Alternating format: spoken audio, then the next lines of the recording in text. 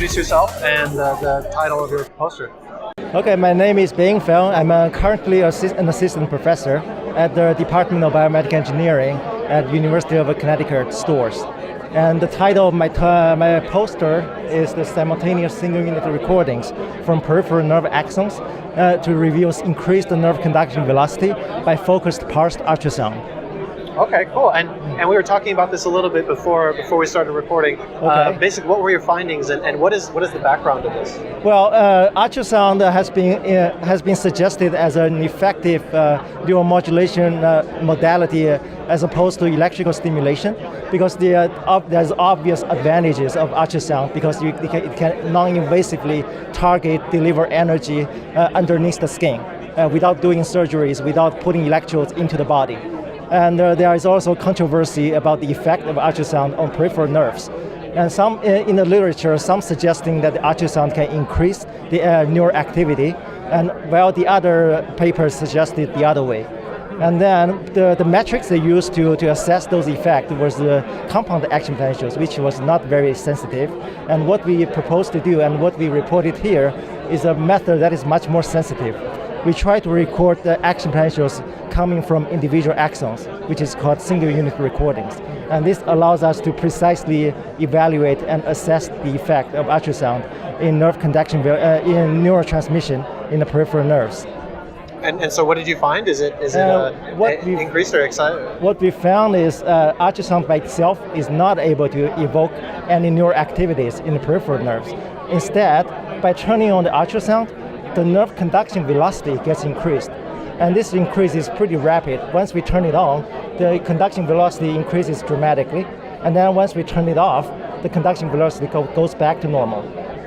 This happens in both fast-conducting A fibers and slow-conducting C fibers. So basically the difference is 39 millisecond delay without any ultrasound. Then it gets down to 36, which is about 10% faster with ultrasound. So the ultrasound Slightly, yes. Speeds it up by 10%. Right, speeds up the nerve conduction neurotransmission in the peripheral nerve. Yes. Okay. And we also indicate that this effect is not through the thermal, because usually ultrasound delivers energy and there's a tendency of local temperature increase. But what we measured from here using a high sensitive infrared camera suggests that the temperature has almost no change. And in the meanwhile, the histological study indicates no structural damage to the nervous tissue in the peripheral nerve. And in this case, I mean, the resolution is about 1 centigrade, or like half. 1 Celsius. 1 Celsius. And how much energy were you putting in? Like, how much ultrasound energy were you putting in? The energy is measured by this hydrophone, and we use this spatial peak temporal average to calculate the intensity. And here we applied 4 different intensities, and neither one of those evoked any apparent temperature change in our preparation. Because we try to tease out any possible influence. That's why we take the nerve out of the animal and place it into a perfusion chamber. So any slight increase of temperature gets diluted by this perfusion of the solution that has a constant temperature. Okay. Yeah. And what were some challenges with this research? Well, we'd like to move forward to understand a little bit more the underlying mechanism of how this works. And then eventually we might want to try some different frequencies. And then we'd like to see if ultrasound can actually changes the dynamics of the nervous system in the periphery.